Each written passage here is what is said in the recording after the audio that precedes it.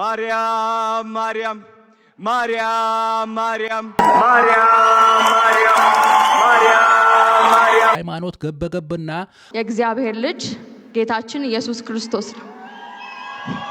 አላህ ያክብርልኝ። በጣም ነው ማመሰግነው። ማርያም እንደስሎኛል ደረጃ ስለደረሰ እግዚአብሔር የተመሰገነ ይሁን። ሶስት አሸናፊዎች። አዎ ይሄ ነው በቃ ኢትዮጵያዊነት የምንለው። እንዴት ናችሁልኝ? ሰላም ወደ ዩቲዩብ ቤተሰቦቼ እንዴት ናችሁልኝ? እግዚአብሔር ይመስገን። አሽሩካ ቻናል የተዝናናችሁ ቁም ነገር የምታገኙበት ነው። አሽሩካ የምርጦች ምርጫ ቪዲዮ ላይክ ያረጋችሁ ሐሳባችሁን ኮሜንት ያረጋችሁ እንድትዝናኑ ጋብዛችኋለሁ። ቀጥታ ወደ ቪዲዮ አልፋለሁ። አዶናይ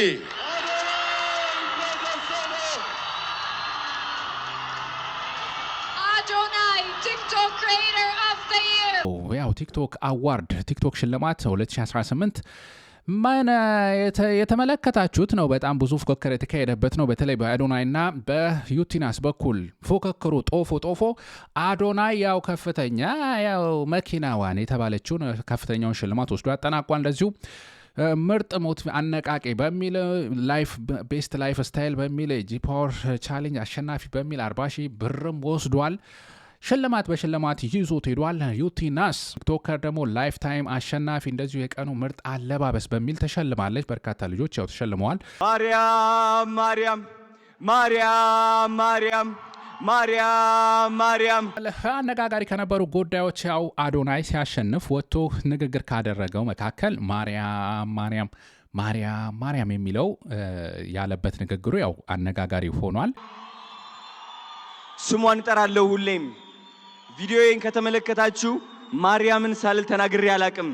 ሁሌም ምላሴ ላይ ያለች ሳልዋሽ ነው የምናገረው።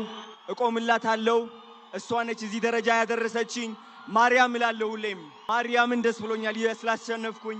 ማርያምን ደስ ብሎኛል እዚህ ስቴጅ ስለቆምኩኝ። ማርያምን ደስ ብሎኛል እዚህ ደረጃ ስለደረስኩኝ። እግዚአብሔር የተመሰገነ ይሁን። ማርያም አመሰግንሻለሁ። በእለቱ ደግሞ መግጠሙ የእመቤታችን ዋዜማ መሆኑ ነው። ሰገጥ ፈመስ በሚል ንግግሩ እንግዲህ ከፍተኛ ተቀባይነት በማግኘት ያ ሰገጥ ፈመስ በሆኑ መጥፎ ነገሮች የሚነሱበት እኔ ለመልካም ሀሳብና ለፍቅር ነው የተነሳሁት ኢትዮጵያንን አፋቀራለሁ የሚል ነገር ቀይሮታል። ወደዛ ቀይሮት እንግዲህ ብዙ መነጋገሪያ ሆኗል። ከዚህ ደግሞ በጤናው ዘርፍ እንደዚሁ መረጃ በመስጠት ሐኪም አብይ ዶክተር አብይ በህፃናት ሕክምና ላይ ብዙ ነገር የሚታይበት ነው። ባለሙያዎችም በዚህ አይነት ሽልማት መታየታቸውና መምጣታቸው ጥሩ አሉባልታ የሚወራበት ስድብና ተርኪ ምርኪ የሚካሄድበት እንዳልሆነ እንደዚህ አይነት ጥሩ የሰሩ ልጆችን ሽልማት መካሄዱ አሪፍ ነው። ሐኪም አብይ ለማስተር አብነት ለመልእክተኛው ይሄ አይነት ነገር ታይቶ ነበረ። ማስተር አብነት ዶክተር አብይ ወደ መድረክ እየጋበዘልን ነው። እባካችሁን እጃችሁን አንድ ላይ በማድረግ በጭብጨባ ለመረጣችሁኝ በሙሉ ከልብ እያመሰገንኩ፣ ነገር ግን ደግሞ እኔ በራሴ ይሄ ነገር ለማስተር አብነት መስጠት ፈልጋለሁ። ለእኔ የተሰጠኝን ሽልማት በጣም የሚገርም ነው። የሚገርም መልካምነት፣ የሚገርም ወንድማማችነት ነው። ዶክተር አብይ የቤስ ሶሻል ኢምፓክት ኮንተንት ከኔ ይልቅ አንተ ነው ሽልማቱ የሚገባ ማለት ነው። እንግዲህ ይሄ ነው ኢትዮጵያዊ ጨዋነት የምንለው አይደል እንዴ? እናመሰግናለን። አመሰግናለሁ።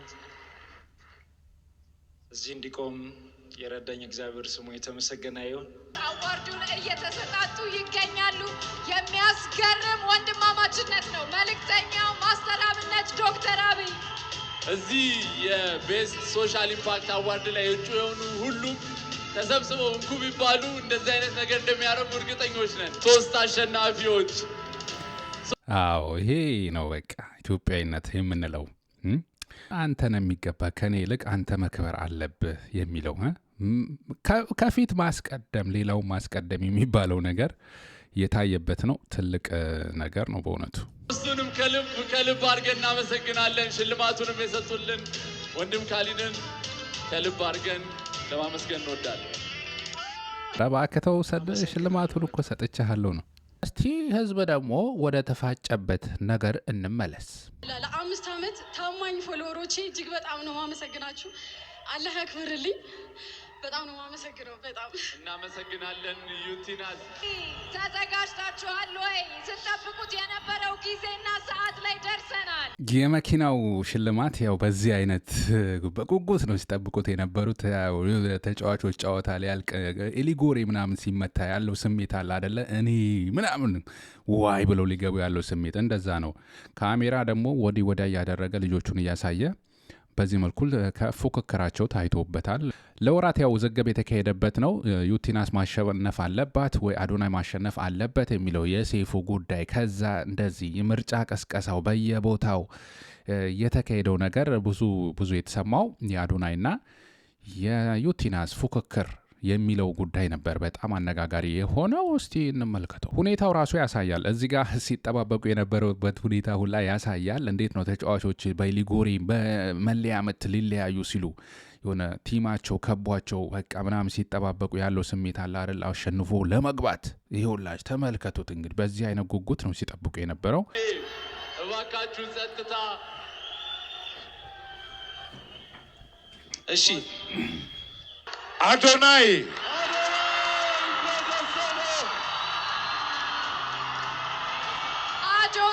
ቲክቶክ ክሪኤተር ኦፍ ዘ ይር። ልትረጋጉ በአክብሮት እንጠይቃለን። በዚህ ሁኔታ ነው እንግዲህ አባቴ ሲቀወጥ የነበረው። ሽልማቱን ተቆጣጥሮታል አዶናይ። ሽልማት እዚህ ጋር በእውነት ኢትዮጵያዊነትን የሚያሳይ እነዚህ ልጆች ያሳዩትን ነገር እንመልከት። ዩቲናስ አዶናይ ጋር ተቀናቃኝ ነኝ፣ ነገር ግን ሲሸለም በሃይማኖቱም ማርያም እያለ ሲጠራ በቃ ለእሱ ደስ ብሏት ስታጨበጭብ ነበረና አጉል ፉክክር ሳይሆን በቃ ኢትዮጵያዊነት ነው። ሁላችንም የራሳችን እምነት ባህል አለን። በዛ መጓደም መካበር ይሻላል። እኔ በዛ በኩል ነው የተመለከትኩት። አይዶን ነው እና ጥሩ ነው። በቃ እንደዚህ አይነት አርአያነት ያለው ነገር ሲታይ ነው እንጂ መበጣበጡማ በጠበጥቆ ሞልቶናል በእውነት እሱ ነገር። ዩቲናስ ስትሸነፍ እንኳን አሸናፊነት ገጸ ባህሪ ነው ያሳየችው። ድምፅ ስትሰጡ የነበራችሁ ይህንንም ነገር ብታስተውሉት ጥሩ ይመስለኛል። ያው ፉክክሩ ምኑ እንዳለ ሆኖ ወደ መቃቃርና ወደ ብሔር ጥላቻ፣ ወደ ሃይማኖት ጥላቻ ነገሮችን መውሰድ ወደ ሃይማኖት ሲክ በእውነት። እኔ ግን ለሁላችሁም የሚሆን ሽልማት ይዤላችሁ መጥቻለሁ። ሁላችሁም መሸለም ይገባችኋል ብዬ አምናለሁ። ይህንን ሽልማት ከተቀበላችሁ በህይወታችሁ የምታመጡት ለውጥ ወደ ግራ ከነበረ ወደ ቀኝ መሄድ ትጀምራላችሁ። ወደ ኋላ ከሆነ የምትሄዱት ወደ ፊት መሄድ ትጀምራላችሁ። ካከበራችሁት ያከብራችኋል፣ ከናቃችሁትም ደግሞ እንደዛው። የእግዚአብሔር ልጅ ጌታችን ኢየሱስ ክርስቶስ ነው። አነጋጋሪ የሆነው የአርቲስት ማስተዋል ወንደሰን ንግግር ይሄ ነው። ግን ከዚህ ጋር ተያይዞ ጦስ እየመጣ ይመስላል። የሃይማኖት ገበገብና ክርክር እንዲህ ፈጦ የመጣበት ጉዳይ እንመለከታለን። አርቲስት ቲቪ ላይ 60 ሺህ በላይ ላይቭ እየተመለከትን ነበረ። ኮሜንት ላይ ራሱ ማርያም የሚል ኮሜንት ይታያል። ከዛ ደግሞ ኢየሱስ ክርስቶስ የሚል ኮሜንት ይታያል። እስቲ ቆም ብላችሁ አስቡት። እንግዲህ እናትና ልጅን ኮሜንት እያደረገ ሰው እየተሰዳደበ እንደሆነ ነው የሚያስበው፣ ወይ ደግሞ ባላንጣ እንደሆነ እያሰበ ነው እንትን የሚለውና የሃይማኖት ፉክክር የሚመስል ነገር ይታያል። እናንተስ እንዴት ታዘባችሁት? እናትና ልጅን እያነሱ እንደ መሰዳደብ ማሰብ በእውነት እንዴት ምን አይነት እውቀት ነው? ይሄ እውቀት ነው እንዴ? ትንሽ እኔ ከብዶኛል ብቻ የተካሄደ የነበረው ነገር። ለማንኛውም ላሸነፉት ሁሉ ኮንግራጁሌሽን ከአሽሩካ በኩል እንላለን። ያው ቲክቶክ ብዙ ሰዎችን ህይወት ቀይሮታል፣ ቤተሰብ ሳይቀር እንደዚሁ ሶሻል ሚዲያ ላይ ዩቲዩብ ላይ የምንሰራ እንደዚሁ ፌስቡክ ምናምን ያለው እንቅስቃሴ ብዙዎቻችን ህይወት ቀይሮታል። ምናስተምርበት ምንመክርበት ለህዝባችን ድምፅ የምንሆንበት ነው፣ ምንዝናናበት ነው። ትልቅ ለውጥ እያመጣ ያለ ነውና ጥሩ ነገራችን ይዘን እንቀጥል፣ የሚስተካከለውን ደግሞ እናስተካክል። እስቲ የሳምንቱ ታይፈስና ታይፎይድ ያልኳቸው ደግሞ እንመልከት። ማን ይጀምር? ከማን ይጀምር? አባዬ አንተ ጀምር። ኖ እማዬ አንቺ። አባ አንተ ጀምር። አንቺ ጀምር። አባዬ አንተ ጀምር። እማዬ አባዬ የኔ ይደርሳል።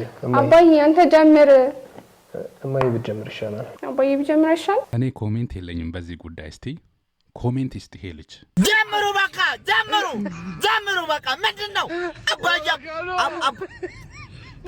አባዬ አንተ ጀምር አባ ማማ ምን ይመስላል ደግሞ በእናታችሁ ሞጎጌ የሷን እንደው በጣም የሚገርም አባዬ አባቷንም እንደዚህ አባዬ ብላ የምታውቃት አትመስልም በጭራሽ አባዬ አንተ ጀምር ከዛ በኋላ ደግሞ ጥሎሽ ሲሄድ ማለት ፋራ አባዬ አንተ ጀምር እኛ ላይ በቃ እኛ ላይ መጥቶ የሚላገግ ብቻ ነው ያለው እዚህ ሚዲያ ላይ ቀዘናችሁብን ቋራችሁብን እንዴ አባዬ አንዴ በቂ ነው በቃ አባዬ ወይ ማይ አባዬ በጣም ነው የምወድህ እውነት ጸጉር ያምራል ማይ በጣም ነው የሚያስጠላው አባዬ በጣም ወይ እንደዚህ አይነት ዲሲሽኖች ብቻህን አትወስን ሲጀመር ሻባዬ ግን እኮ አቤት ፍቅር ጅሎች ሰሞኑ አነጋጋሪ ጉዳይ ደግሞ ሳያት ደምሴ እኮ እየተነቀፈች ነው። ምንድን ነው የምትነቀፍበት ጉዳይ ደግሞ ሻሽ የምታረገው ወንድ ለመሳብ ነው እንጂ ልጅቷ አታምርም እያሉ ነው የሚሉት። ደግሞ ምኖች ናቸው? ሴቶች ናቸው ራሳቸው። በተለይ ደግሞ ለመብት እንቆረቆራለን ለሴት የሚሉት ናቸው። ሳያት ደምሴ ያው ድምፃዊት፣ ተዋናይት፣ በዛ ላይ ደግሞ ባለ ጥሩ ስብዕና ያላት ልጅ ነች እና በተለያየ ጊዜ የተናገረችው ንግግር የራሷን የሚገልጽ ይመስለኛል። ትንሽ የሷን እንስማ። አሁን ሳስበው ውበቴን አልተጠቀምኩበትም። አጭር ቀሚስ ለብሼ የሰራሁበት ፊልም የለኝም። ሴቶችን ቆንጆ ብቻ አድርጎ መሳል ለሴቶቹም ብቻ አይደለም መጥፎ፣ ወንዶቹን መናቅ ነው።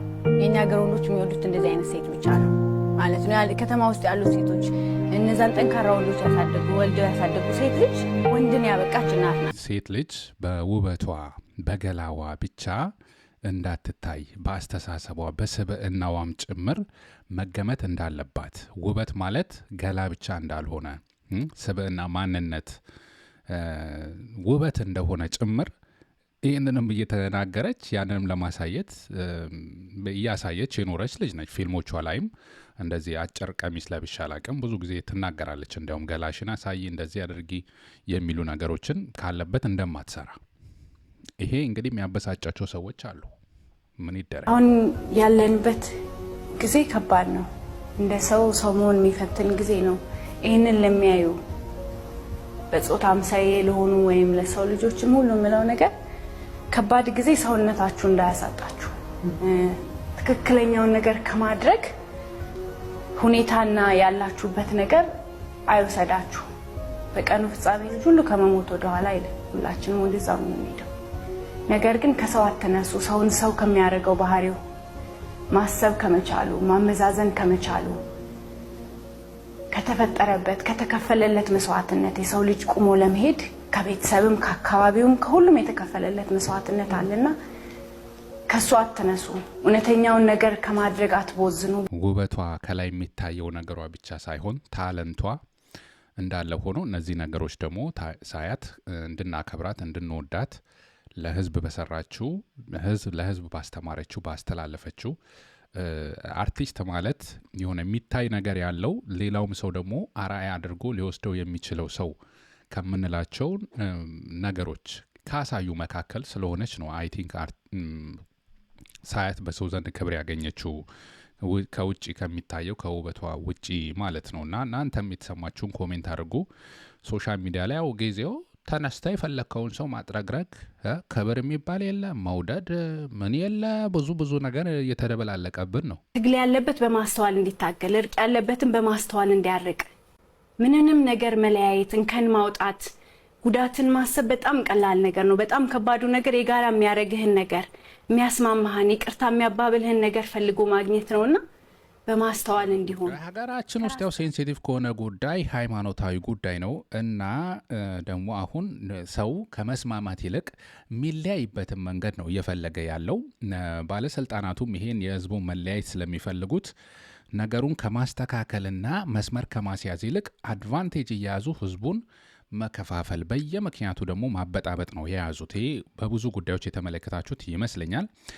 ለማንኛውም ሰሞኑን የተካሄደው የቲክቶክ አዋርድ ብዙ ፍንትው አድርጎ ያሳየን ነገሮች አለ። በዚህ ረገድ እንዴ አዋርድ የሚባል ነገር ራሱ አያስፈልግም። ምክንያቱም ሰው በሃይማኖቱ በብሔሩ ድጋፍም ሲያሰባስብ ነገሮች ንቅናቄ ሲያካሄድ እንደዚህ አይነት መሰል ነገሮችን መጠቀም እና እርስ በርስ ደግሞ ሰው ከላይ ተወዳዳሪዎቹ ለምሳሌ ምንም አይነት ነገር አንመለከትባቸውም። በአብዛኛው ሰው ተፋቅሮ እንትን እንዲል ምናምን ነው መልእክት የሚያስተላልፉት። በተግባር ግን ሰው የምንመለከትበት ተመልካቾቻቸው፣ ደጋፊዎቻቸው የሃይማኖትን ነገር በማንሳት የብሔርን ነገር በማንሳት እርስ በርሱ በኮሜንት ሲጠዛጠዝ ነው የሚውለውና አዘጋጆች በእውነት እንደዚህ አይነት ነገር ያው በእርግጥ የአብዛኛው ይሄ ቲክቶክ አዋርድ ምናምን ኮሜርሻላይዝድ የሆነ ነው፣ ለንግድ ነው እየተጠቀሙበት ያሉት። የሀገር ፍቅርና የሀገር ክብር ሃይማኖታዊ ጉዳይ የሆነ ሰው ስምምነት እንዲያደርግበት አይነት አላማ ኖሮት አይደለም። በእርግጥ አላማው ኮሜርሻል ነው ማለት ንግድን ማስፋፋት ነው፣ ድርጅቶቻቸው ማስተዋወቅ ምናምን ነውና ብዙ ለዚህ ሲጨነቁ አልመለከትም። ግን ኃላፊነት አለባቸው እነሱ እያንቀሳቀሱ ያሉት ነገር መስመር ከሳተ መስመር የማሳዝ ግዴታ አለባቸው፣ ወይ ደግሞ ያንን ነገር አለማካሄድ ኃላፊነት አለባቸው። ምክንያቱም ሀገራችን ሰው ፖላራይዝድ በጣም በቃ በሃይማኖት በእምነት ይሄ በብሔር እጅግ መከፋፈሉ እየተስፋፋ ነው የሄደው እና በሚፈጠሩ ፕሮግራሞች ሁሉ ደግሞ ህዝቡ ያንን ነገር የሚያንጸባርቅ ከሆነ ማረቅ ማስተካከል ካልቻሉ ቢተው ትላለሁ።